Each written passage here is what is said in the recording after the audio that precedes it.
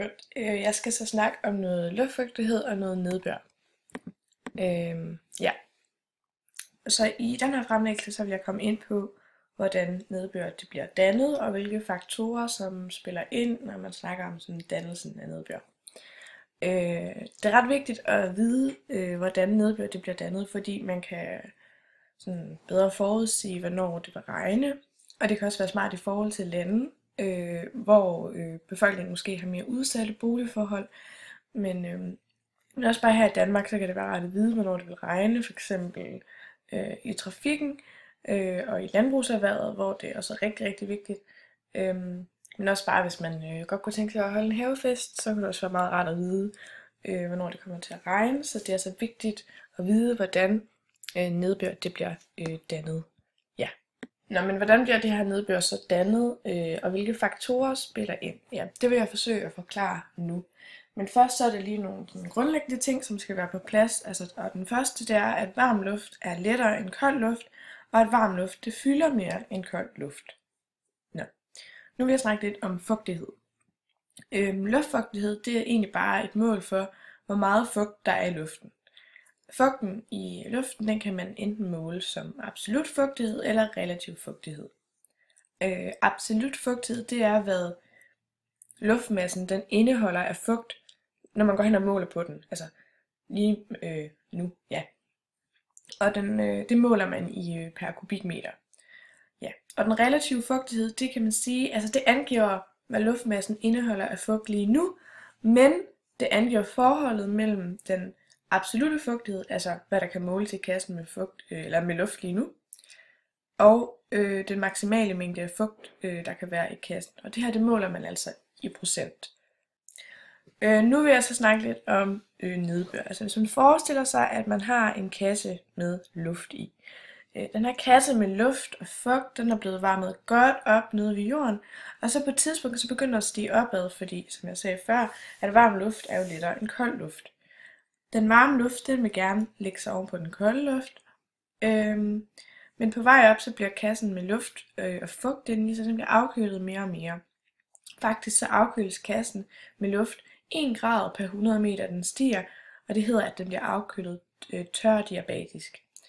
Og det bliver den ved med, indtil den når sit dugpunkt, og det vil jeg komme ind på lidt senere, hvad er. Og hvis kassens afkøling den fortsætter efter kassen med luft når sit dugpunkt, så kan luften til sidst ikke holde på fugten mere, og der bliver dannet nedbør. Når luften ikke længere kan holde på fugten, som jeg lige forklarede, så sker der det, man kalder kondensation, altså når fugten eller vanddampen fortættes til regn eller nedbør. Ja, tilbage til det dugpunkt, som jeg nævnte før. Som jeg sagde, så kommer der altså nedbør, når luftmassen, eller kassen med luft, det passerer sit dugpunkt. Så man kan se på figuren her, så er der en x-akse og en y-akse. X-aksen viser temperaturskala med plus- og minusgrader, og y-aksen den viser mængden af fugt, der kan være i 1 kubikmeter luft. Så hvis man for eksempel aflæser 20 grader på x-aksen og kører op indtil den når mætningskurven, så kan man altså aflæse på y-aksen, at den mængde fugt, der kan være i, ja, så kan man aflæse den mængde fugt, der kan være i 1 kubikmeter luft. Og det er cirka 18 gram. Når kurven går nedad, så betyder det, at der kan være mindre vand i luften ved en lavere temperatur. Hvis der er varmt, kan der altså være mere vand i luften. Ja. Og den her varme luft, den kan altså indeholde mere vanddamp end den kolde luft.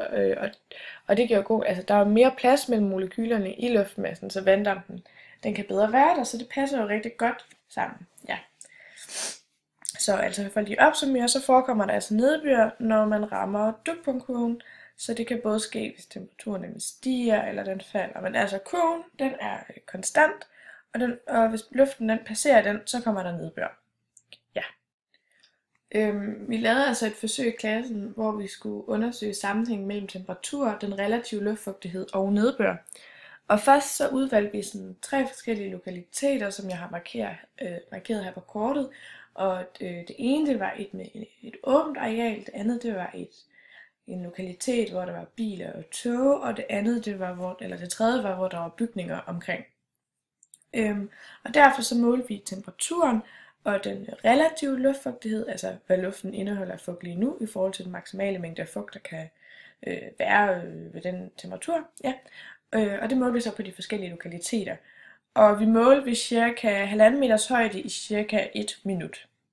Nå, men hvad har vi så fundet ud af? Altså først så har vi skrevet lokalitetens udseende, omringet af bygninger, åbent terræn og delvis åben. Nå.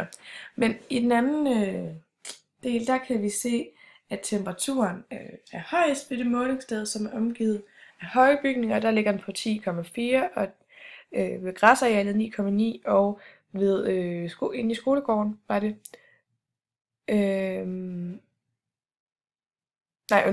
ude foran, der er det 10 grader. Ja, sorry. Og nedenunder så kan vi se, at den relative luftfugtighed ligger meget jævnt omkring de 83%, altså, men dog så ligger den på 81% inde i skolegården, hvor vi også målte den højeste temperatur. Alle 3 steder, der kunne luften maks indeholde ca. 9,37 gram fugt per kubikmeter, og det her aflæste vi så på dugpunktkurven. Og herefter har vi så beregnet den absolutte fugtighed, og for at gøre det, så tog vi den relative fugtighed, som vi målte på vejrstationen, og divideret med 100 og ganget så med den maksimale mængde af vanddamp, som kunne være i luftmassen. For eksempel ude i skolegården var det 7,64 gram per kubikmeter, og de andre steder var det 7,80 gram per kubikmeter. Alle temperaturerne, der kunne vi aflæse, at luften ville nå sit dugpunkt omkring 7 grader. Og for at beregne, hvornår luften ville nå sit dugpunkt, så tog vi temperaturen og minusede med de 7 grader for at finde ud af, hvornår luften den vil ramme sit dugpunkt. Det var altså 3,4 grader, den skulle afkøles med i skolegården, og 2,9 på sportspladsen, og 3 grader ved skolens parkeringsplads. Afkølingen af luften finder jo næsten altid sted, når luften den stiger opad.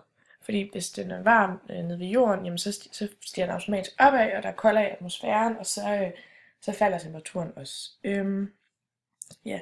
Som nævnt tidligere, ja, som jeg sagde, så falder temperaturen med 1 grad på 100 meter. Så ved skolegården vil man altså sige, at luftens temperatur, minus den temperatur, luften vil nå sit dugpunkt ved gange med 100. Det er den sidste, jeg snakker om. Og det vil så blive til 340 meter. Luften skulle stige, før der kunne falde nedbør, og 290 meter ved de andre 2 lokaliteter. Så det var altså det skulle stige, før der ville kunne falde nedbør. Ja. Min hypotese vil altså være ud fra målingerne, der viser den høje mængde af fugt, at der vil regne i løbet af de næste 24 timer. Ja. Og det mest målinger, de viser så også, at omkring den 11. der har der så været en sådan okay høj mængde fugt. Så målingerne de viste, så var der altså forskel på temperaturerne og den relative fugtighedsgrad. Og de her temperaturforskelle de skyldes blandt andet, at inde i gården der holder hustagene på strålingsvarme fra solen, som er med til at få temperaturen til at stige. Og den laveste temperatur den målte vi ude i det åbne terræn, ude på græsset, hvor der ikke var nødt til at holde på varmen. Men til gengæld så målte vi her en højere relativ fugtighed end inde ved gården, og det hænger rigtig godt sammen med blandt andet, at græsset, som optager vand, jamen det opgiver også noget fugt til luften, som får fugtigheden til at stige. Selvom at lokaliteten ude foran skolen ikke var omringet af bygninger, så var temperaturen her stadigvæk lidt højere end inde ved det åbne græsareal. Og det skyldes, at bilerne og togene, som kører forbi, jamen de afgiver også noget varme, som får temperaturen til at stige. En fejlkilde i vores forsøg kunne være, at vi har jo ikke forsøgt, altså vi har ikke brugt de her vejrstationer, de her måleapparat før, så det kunne være, at vi brugte det forkert, ja, eller målte de for kort eller lang tid. Ja, forsøget det viste altså, at der kom nedbør dagen efter, altså den 11. december, så jeg kan altså bekræfte min hypotese, ja. Og ja. DMI's målinger, det viste os, at den temperatur, vi målte på dagen, jamen det var cirka den samme, som den de målte. Den højeste var de målte, det var sådan også cirka de der 7 grader. Så det var højst sandsynligt ikke en fejlkilde, så ja, og der kom faktisk nedbør, som I kan se her. Der faldt cirka lige lidt over 5 mm den dag, 11. december. Så jeg kan bekræfte hypotesen. Og ja, det stemmer jo så også overens med den teori, som jeg snakkede om før. Altså at når luftfugtigheden den stiger, så vil den på et tidspunkt ramme sit mætningspunkt, hvor luften den er cirka den er 100% mættet med vanddamp, og hvis den afkøles mere, så vil luften ikke længere kunne holde på vandet, og så vil den afgive nedbør, som vi også så den 11. december, så ja, det vil nok ikke lige være dagen, hvor man skulle holde en havefest. Ja, det var det.